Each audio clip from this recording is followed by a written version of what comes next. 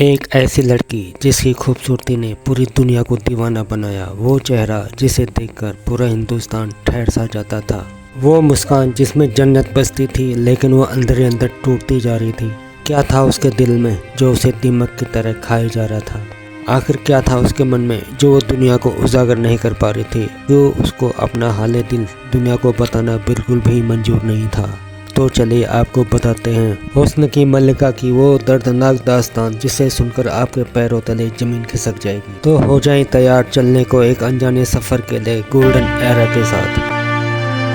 मधुबाला, हुस्न की मल्लिका जिसका अंत दुनिया कभी नहीं भूल पाएगी। 14 फरवरी 1933 दिल्ली की गलियों में एक बच्ची का जन्म होता है। नाम रखा जाता है मुमताज जहां बेगम देहलवी। घर बहुत गरीब था, इतना कि कई बार खाने तक को पैसे नहीं होते थे।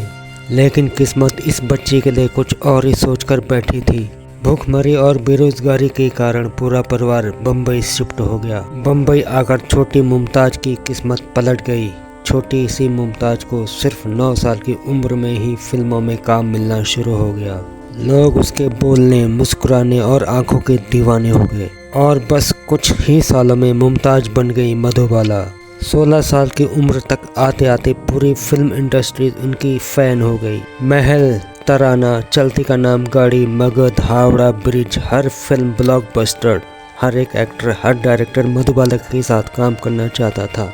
मधुबाला को the Venus of Indian cinema भी कहा जाने लगा। लेकिन असली जादू था उनकी मुस्कान, जो असल जिंदगी में खुश दिखाई देती थी मगर अंदर से बहुत दर्द छुपाई बैठी थी। फिल्म तराना की शूटिंग के दौरान मधुबाला और दिलीप कुमार एक दूसरे को दिल दे बैठे। दोनों एक दूसरे के बिना नहीं रह पाते थे, लेकिन दुनिया को उनका प्यार बिल्कुल भी मंजूर नहीं था। परिवार ने इज्जत की डर से रिश्ता तोड़ दिया और एक दिन ऐसा भी आया जब कोर्ट में दोनों एक दूसरे के सामने खड़े थे और उनकी जिंदगी भर का साथ निभाने का वादा हमेशा के लिए टूट गया। ये वही दर्द था जो मधुबाला ने जिंदगी भर जिया और दिल में छुपा के रखा। दुनिया उनकी खूबसूरती की दीवानी होती जा रही थी, लेकिन किसी को ये मालूम नहीं था कि मधुबाला के दिल में एक छेद है। डॉक्टरों ने कहा कि ये लड़की ज़्यादा दिनों तक नहीं जी पाएगी, लेकिन फिर भी वह मुस्कुराती रही और फिल्में करती रही और दुनिया को अपनी हंसी का कर्जदार बनाती रही।